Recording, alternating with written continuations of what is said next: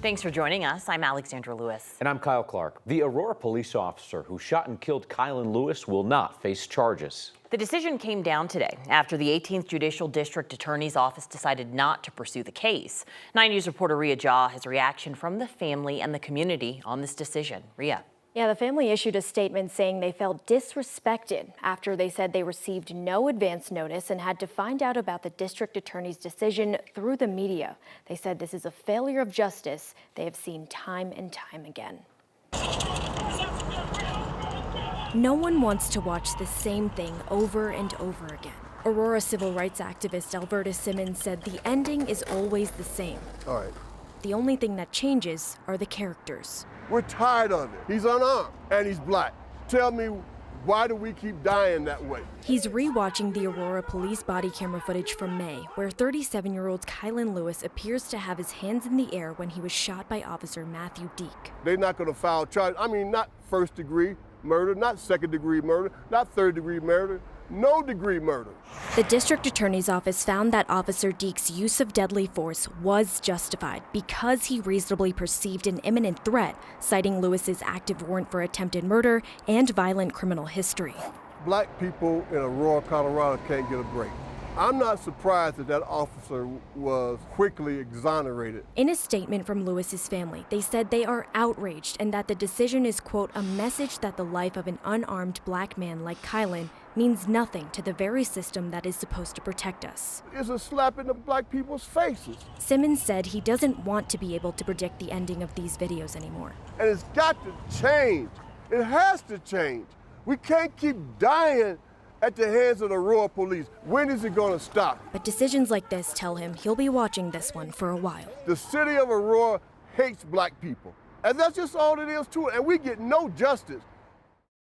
The district attorney's office said the Arapahoe County grand jury declined to accept this case for further investigation. Lewis's family said they will be holding a rally on Monday before the Aurora City Council meeting, saying, quote, we will not be silent until justice is served. Ria Jha, 9 News. It was a gorgeous end to the week across the Mile High City. Denver only reached 73 degrees. Kind of felt like fall today. But the heat returns tomorrow with temperatures in the 80s expected once again. Corey? Only 73 today. It was lovely.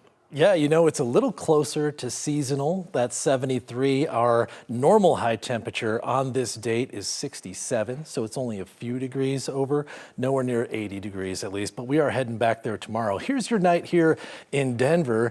Really comfortable evening here with temperatures in the 50s as we go into the morning hours.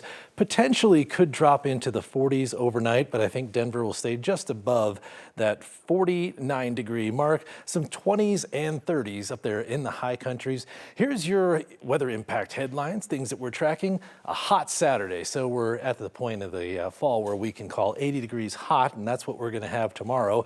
Cooler-ish Sunday again, with a cold front keeping us in the middle to low 70s. And then the week ahead looks mostly sunny and dry, but we do have a storm system coming towards the end of the week. We'll talk about all that in the forecast.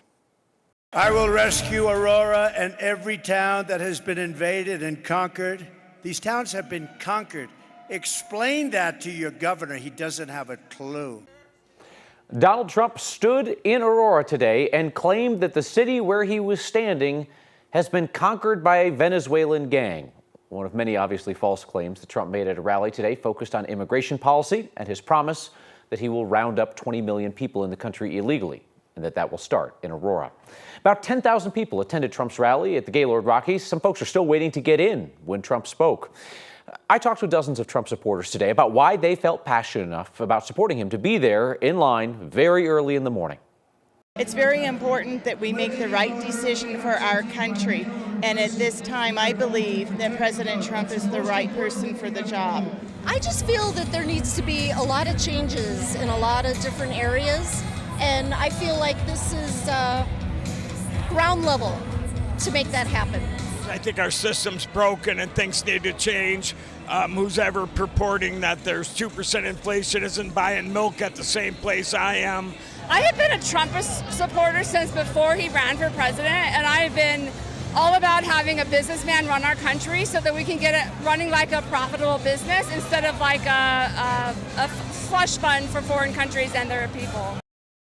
Trump immigration advisor Stephen Miller got the most prestigious speaking slot before Trump, which Miller used to call for an America without immigrants, a place where only Americans would live.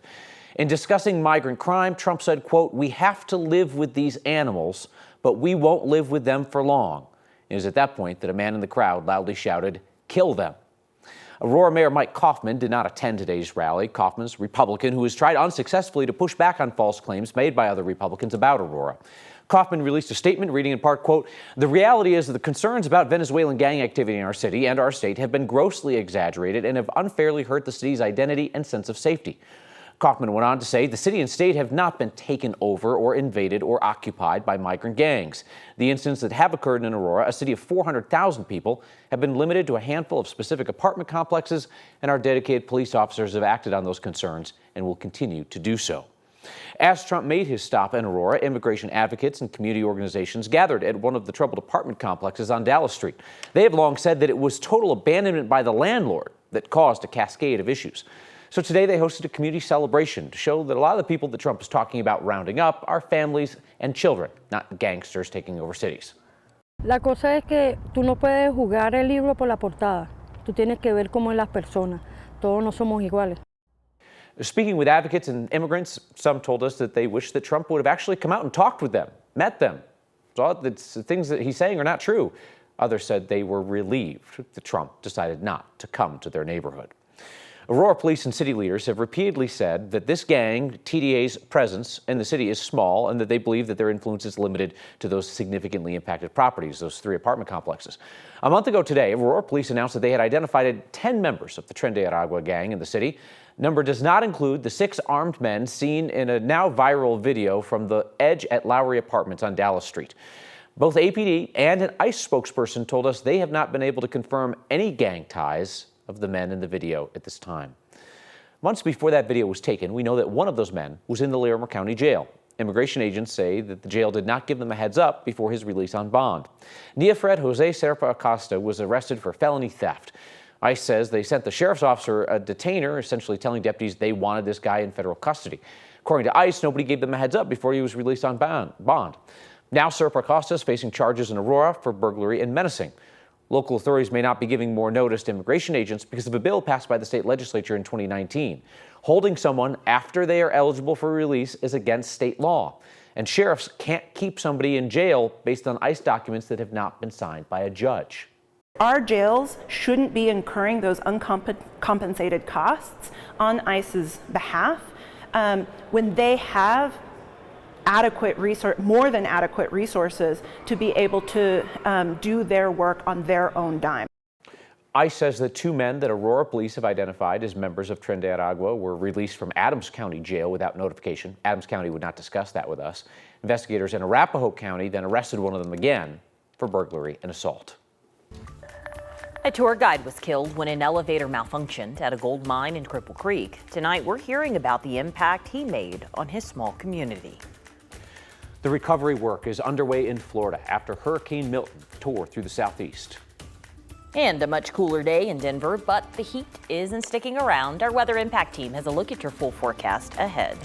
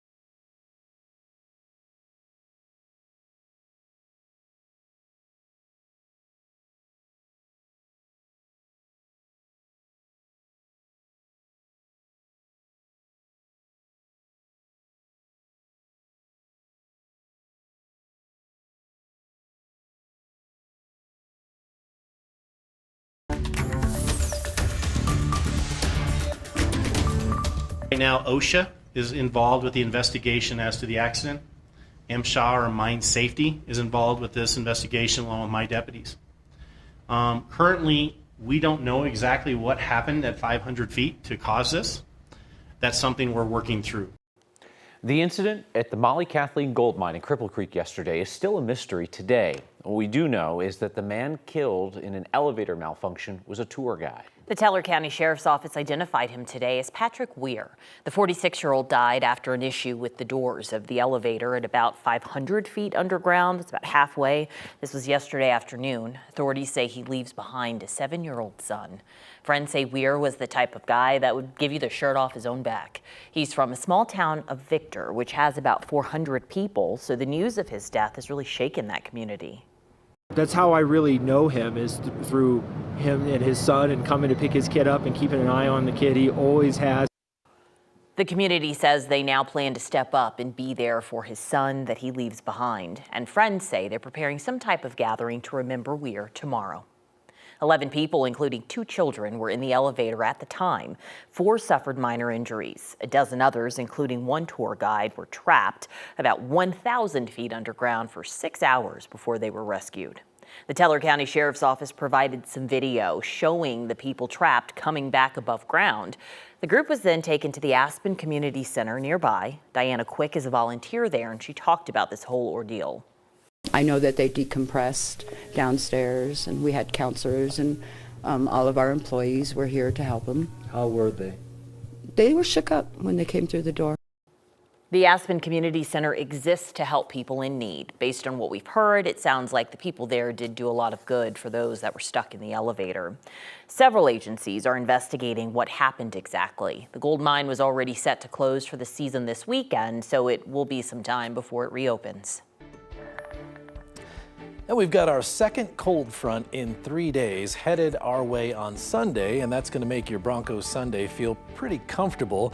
But we're going to be right back towards the 80-degree mark here for the several days to start the week. The forecast is next.